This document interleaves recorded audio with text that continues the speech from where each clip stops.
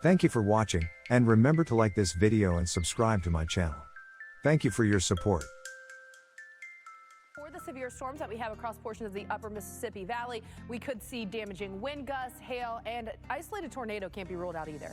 Yeah, temperatures warm across New England, 91 in Boston today, but a little cooler. We have the clouds across the Carolinas with some heavy rain, but the Southwest is still sizzling, upper 90s across Southwest. Even the Front Range, Denver, upper 90s today. Yeah, and that heat is not helping at all when we're talking about the dry conditions. Yeah, in fact, dry conditions out west helping to fuel more than...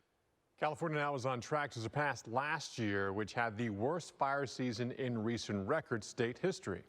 We'll have more updates for you coming up, but first let's check in with Dr. Greg Postel. He's tracking the severe storms in the Midwest. Hey, Dr. Postel. Hey guys, we got a shot at severe weather today across the north. But if you've never been hiking in the mountains outside of Vegas, the Red Rock Canyon area, it is absolutely beautiful. I highly recommend it. Maybe not right now because it's super hot, and as you just saw, we're having air quality issues. Air quality alerts in effect from portions of Idaho down through Wyoming. The entire state of Colorado is under some sort of air quality alert. So here's what we're looking at. This is the forecast for today. You'll notice where we're seeing the oranges and the reds. That is unhealthy for sensitive groups, and much of the country at least moderate in the bad category for your air quality. So Denver particularly, though, that's something you want to keep in mind. We've got a ton of wildfires that are just keep adding up. 102 active wildfires. Those are those fires that are 100 acres or greater, and we are continuing to see weather that is conducive for these fires to start and spread. So here's the visible satellite. You can see, especially from some of these fires that we have going on across Northern California, the way that smoke is spreading into places like Reno, Vegas, you saw it moving in, and then of course feeding across portions of Utah and Colorado as well. So the near surface smoke forecast does show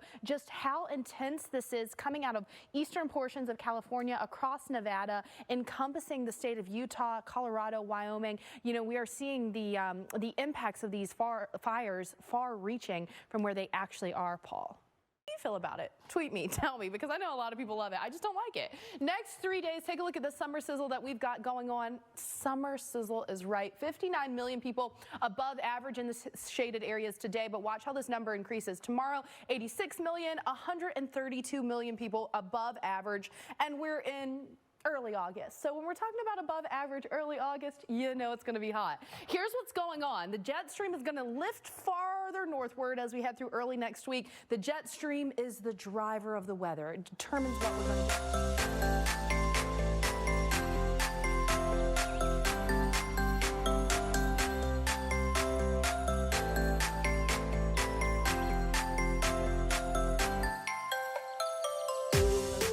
And that means with it much farther to the north, the heat and humidity is allowed to expand farther north. Quite often the jet stream is kind of the blockade in between the cooler, drier air and the warmer, hotter, more humid air to the south. So here it is. Here's all the humidity. It's coming up out of the Gulf. It's coming up out of the Atlantic. Chicago, I hope you enjoyed some of the milder times that you were having, because not only is the actual temperature going to increase, but the heat indices are going to be much higher with all of that moisture in the air. The more moisture in the air, the warmer or hotter it feels, because your body just can't cool. It's not been great weather for, or your beach week or your beach weekend really, because of this pesky stalled frontal boundary that's just hanging around. Now this happens quite often during this time of year. The fronts just don't have enough oomph to make it all the way through down past South Florida, so they end up stalling out around the Gulf Coast, and then what happens? Well, they become the focal point for showers and storms. It's like a pool of moisture in the atmosphere focused around that frontal boundary. We also are adding in another ingredient though. We've got an upper disturbance that's going to be moving toward the eastern seaboard,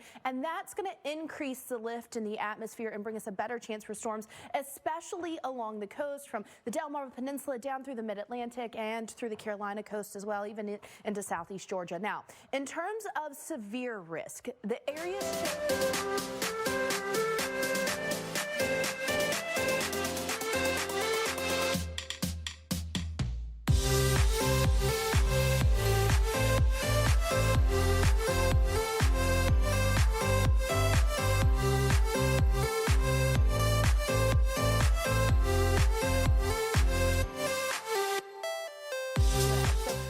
look down through Kill Devil Hills, all of the Outer Banks into Wilmington, back into Raleigh, that's where we have the risk for severe storms today. Some of those could have some damaging winds, and we also could see quite a bit of heavy rain from this because we have abundant atmospheric moisture. In fact, we're already seeing some flooding alerts here popping up around that 74 corridor. Raleigh, you've been stuck in the rain. Richmond, it is a soggy morning for you, and we'll have these thunderstorms continuing to lift along that 95 corridor. A closer look right now, some thunderstorms moving through Greenville, Jacksonville, down into Wilmington. You've got people have the audio turned up. Let's talk about this. Yeah, and heat and humidity. We always talk about this, a dry heat.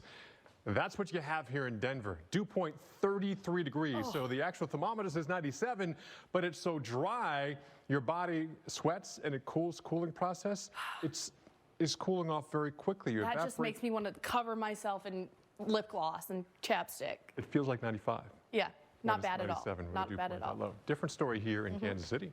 Yeah, when you have a high of 96, but a dew point of 74, that's the measure of moisture in the air. You are talking about that air. As soon as you step outside, you're covered in those little beads of sweat. You are very, very, very muggy out there. It's bad touch by the humidity. That's what I call it. Bad touch when dew point's in the 70s. So it makes your body feel like it's 106 degrees.